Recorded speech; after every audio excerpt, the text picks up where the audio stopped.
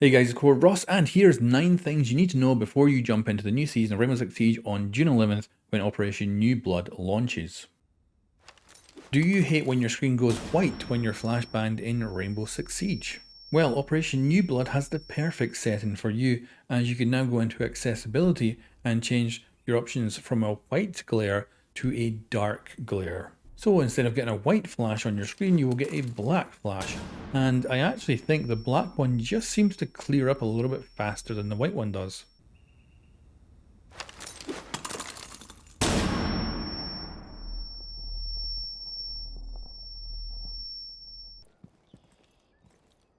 Now, one thing you might easily forget to do in the new season is go into your Deimos loadout and add a grip to his primary weapon.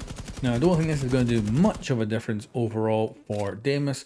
I think this will be just a minor improvement, but it's better than nothing. And just so you know, Nomad has this weapon, but she doesn't have these grip options.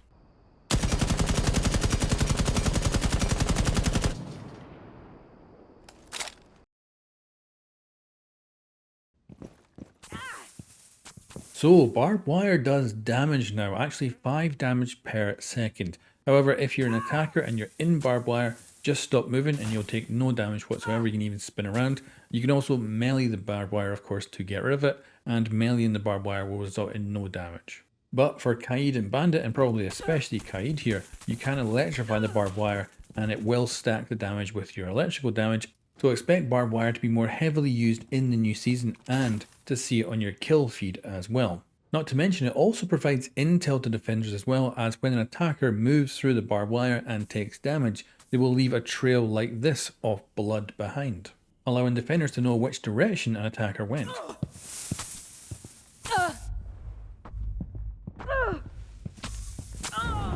We have been eliminated.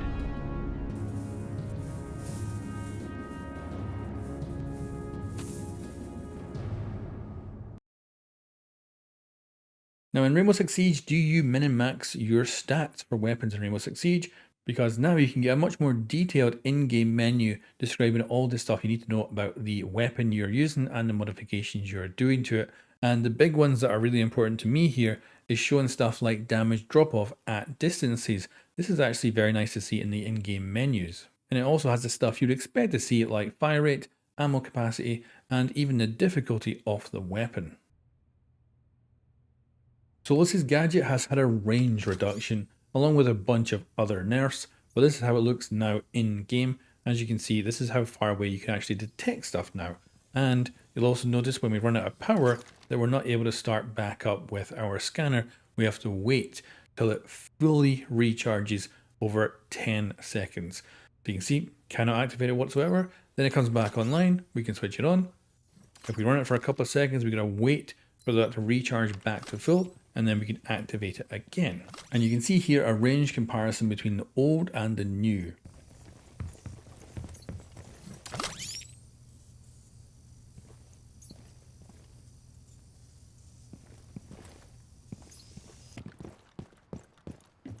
So last season the repellent system got an overhaul which made it better, but this season it has just been tweaked to perfection. So for instance, when you're running up to a surface that you can repel on, if you hold the button now, you'll attach to the wall from further away and quicker. And although this is a tiny change, with the whole lot that has happened over the last couple of seasons with the repellent system, you really feel it and it's lovely. But not only that, you can pick up your drone while you're repelling now, so that's a nice quality of life change.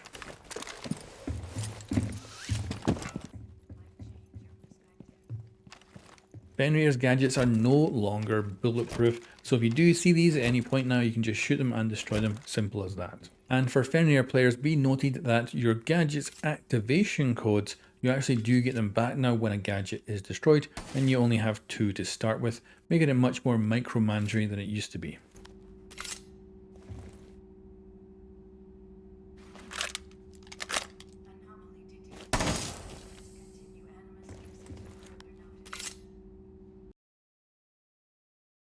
Now, would you prefer to play on a certain selection of maps?